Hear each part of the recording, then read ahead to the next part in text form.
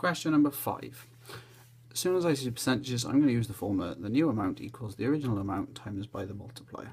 So in this case, I know the new amount because that is the price that's been paid. £36.80 has been paid.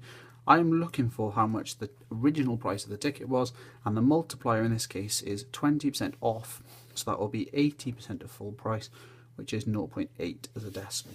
So I'm doing the sum 36.8 divided by 0.8 to find the original amount. Now, dividing by a decimal is not quite straightforward with a calculator, so I'm going to multiply both parts by 10, so I'm left with the sum 368 divided by 8. So then I'm going to use a method for division. 8 doesn't go into 3, 8 into 36 is 4 with 4 left over, and 8 into 48 is 6. So the final answer, £46, is the original amount. Part B, Freddie has paid X pound per hour. How long in minutes will Freddie have to work for in order to earn Y pound? So if he's paid X pound for an hour, if I want to work out how much that is for a minute, I would divide by 60. Because if you were paid £60 per hour, for example, 60 you would divide by 60 to find that's £1 per minute. £120 per hour, you would divide it by 60 to find it's £2 per minute. So he is paid X over 60 per minute, and if he wants to earn Y pound, then we just put that equal to Y.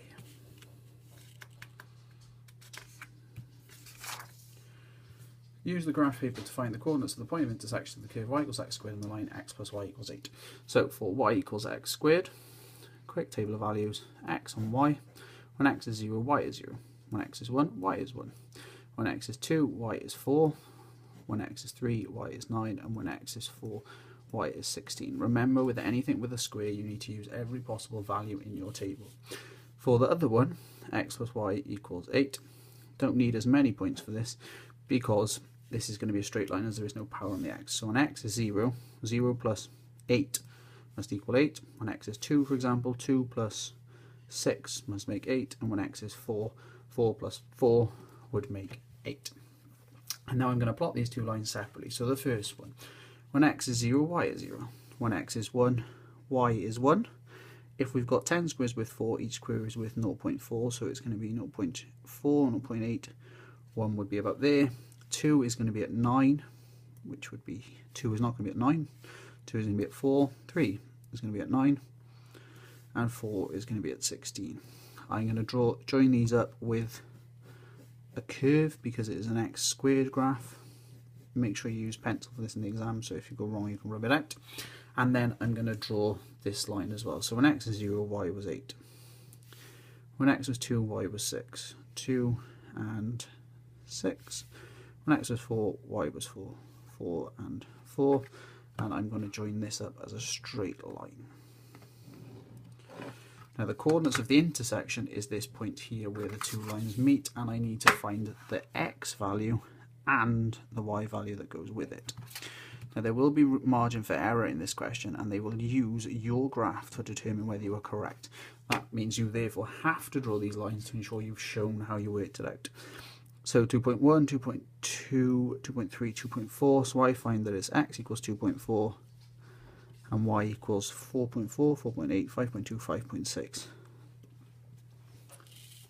Part B, state whether or not it's possible to find a point of intersection of the following straight lines. So what you need to be thinking at this point, for lines to intersect, it means they must have different gradients. The only time lines can't intersect is if they are parallel, so they will never touch. Parallel lines have the same gradient, so we need to look and work out whether these two lines have the same gradient. We know the gradient of y equals 3x plus 4 quite straightforwardly, because from the form y equals mx plus c, we know that the number in front of the x is the gradient. So in this case we have a gradient of 3. In this case it's not quite so simple because we don't have this in the form y equals mx plus c. So we need to rearrange it to get it in that form. So we have minus 3y equals 13 minus 9x by taking the 9x across. We need to get y on its own, which means we need to divide everything by minus 3. So we get y equals 13 minus 9x all divided by minus 3. So y is equal to 13 divided by minus 3. I'm going to leave as a fraction because I don't know that. Minus 9x divided by minus 3 will be plus 3x.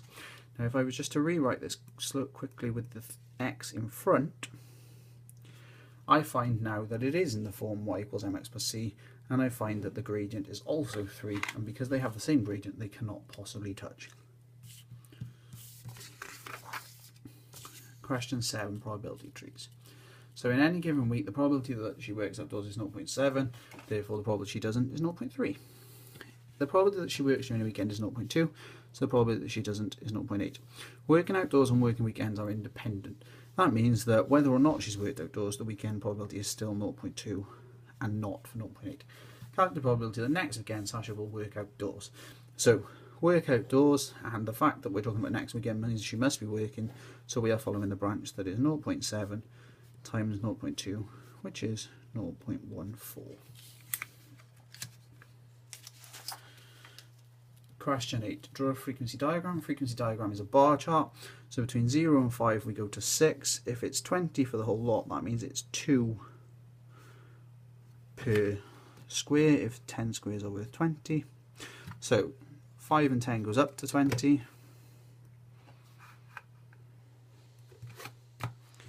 10 and 15 will go up to 70.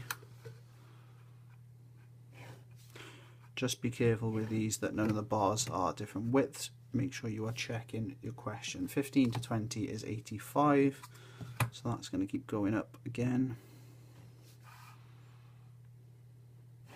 And then the final bar, 20 to 25, is back down at 16. So we have 10, 12, 14, 16 here. So we have the bar chart drawn. State which class contains the median. So there were 200 plants altogether, so the 100 and 101st plant is where the median will be.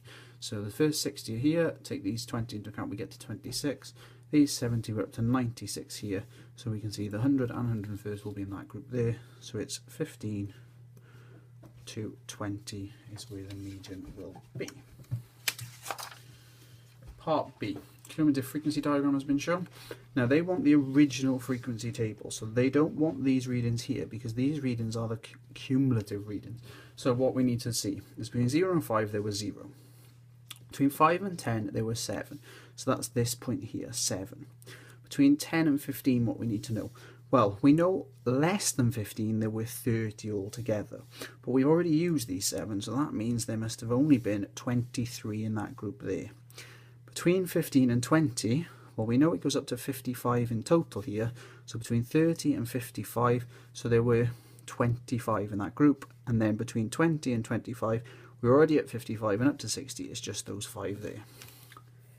Find the median. If there were 60 plants asked, the median will be the height at 30. So at 30, the cumulative frequency represents a mass of 15 kilograms. For the interquartile range, we go 3/4 of the way through the data, which is at 45, and we go 1/4 of the way through the data, which is at 15, and then we work out the masses at those 2 points, and from those 2 points then we will find the interquartile range. So at 45 we find that is, so there are 5 between, so each square is worth 0.5, so that would be 17.5, so that's 18, and we're going to subtract from that the value here, which is 10.5, 11, that will be 12, so the interquartile range is 6. Again, there is a variation in answers here depending on how accurately you've read off the graph, so make sure you draw the guidelines in to show where you have got your answers from. Question number 9. Evaluate just means simply work out. So 2 to the power of 5 means 2 times 2 times 2 times 2 times 2 again, which is 32, and we're going to subtract from that 11 squared, which is 121, so we find that's minus 89. Anything to the power of 0 is 1. 81 to the power of 1/4 means the 4th root of 81, times by something to the power of 1/2 means 1 over to the positive power, and then we need to know that the power of 1/2 also means square root, so this is the 4th root of 81 times by the 1 over the square root of 25. So the 4th root of 81 is 3, times by 1 over 5, so we get 3 over 5 as the answer. adding numbers together in standard form. When we add in standard form, we need to turn them into normal numbers and then go back into standard form. They don't ask for the answer in standard form, so we can leave it as a whole, as a number, or we can put it in standard form. So 3.4 times 10 to the power of 3 means the decimal point is going to move once, twice, 3 times, so we get 3,400.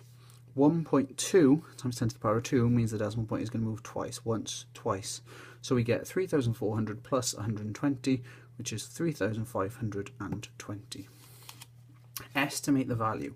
19.843 is about 20, so it's 20 squared times by 0.25, we'll say there because that's a quarter, which makes it easy, divided by 0.00, so 99, so that will round to about 0.01.